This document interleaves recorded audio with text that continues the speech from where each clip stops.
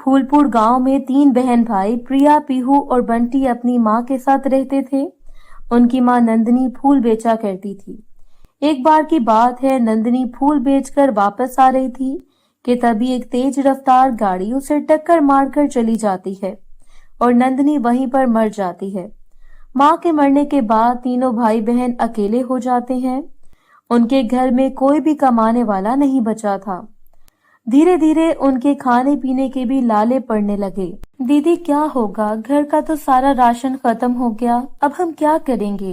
तो चिंता मत कर पीहू, अब से हम भी माँ की तरह फूल बेचने जाया करेंगे। ठीक है दीदी, आपके साथ हम भी फूल बेचने जाया करेंगे। अगले दिन सुबह सुबह तीनों भाई बहन फूल तोड़ने बाग जाते हैं, लेकिन वो वहाँ देखते हैं कि वहाँ के बाग के सारे फूल और पेड़ कट चुके हैं। ये सब क्या हो रहा है सेठ जी? यहाँ जो बागीचा था वो कहाँ गया?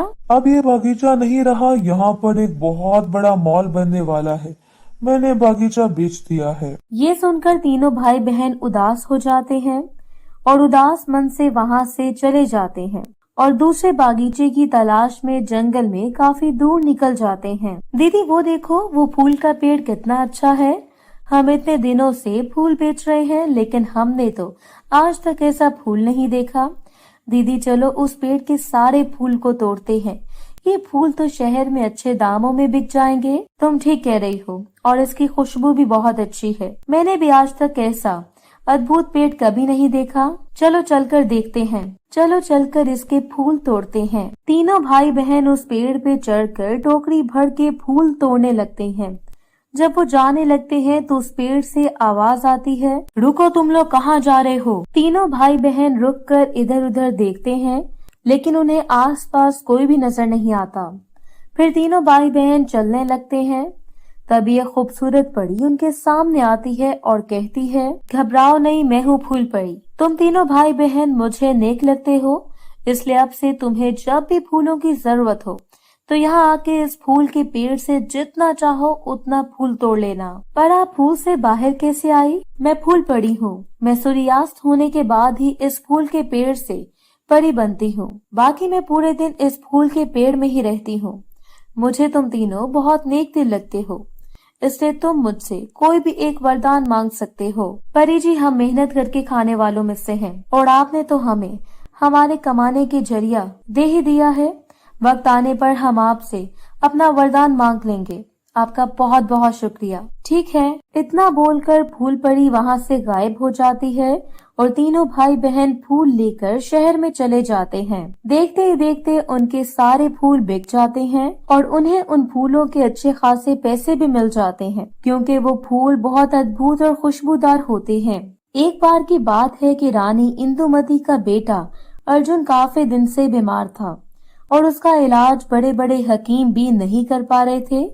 उन्हें समझ ही नहीं आ रहा था कि आखिर राजकुमार को हुआ क्या है।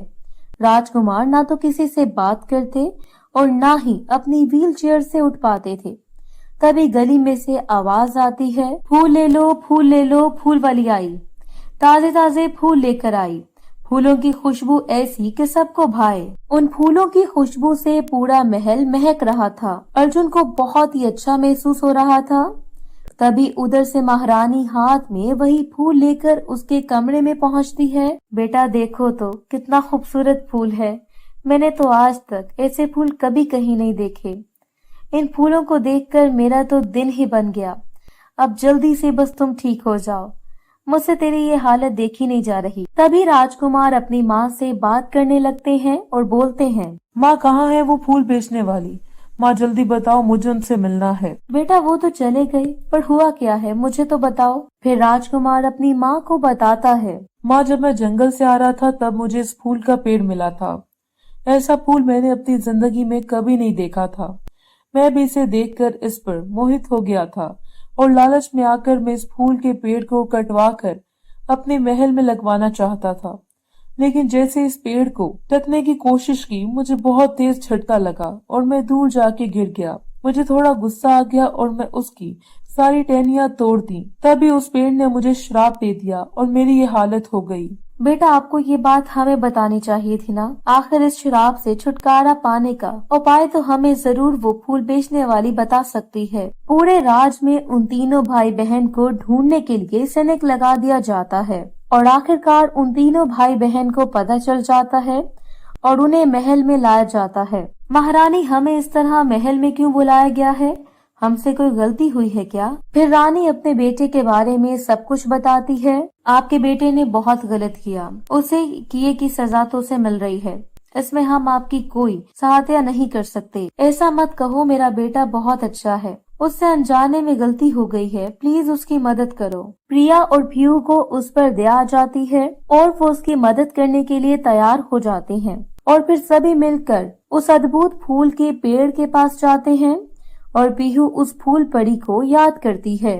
फूल परी कहाँ है आप? बाहर आइए। तभी फूल परी फूल से बाहर आती है। कहो पीहू, तुमने मुझे क्यों याद किया? फिर पीहू फूल परी से राजकुमार को ठीक कराने की कोशिश करती है। मैं इसे कभी माफ नहीं कर सकती, उसने मेरा अपमान किया है। परी जी, इन्हें अपनी गलती का पछतावा है, प्लीज सब भूलकर इन्हें माफ कर दें परी जी। हरगिज नहीं, मैं इसे कभी माफ नहीं कर सकती। फूल परी, आपको याद है आपने काफी दिन पहले हमें एक वरदान मांगने को कहा था। उस वरदान के बदले में मैं आपसे ये चाहती हूँ कि आप राजकुमार को ठीक कर दें।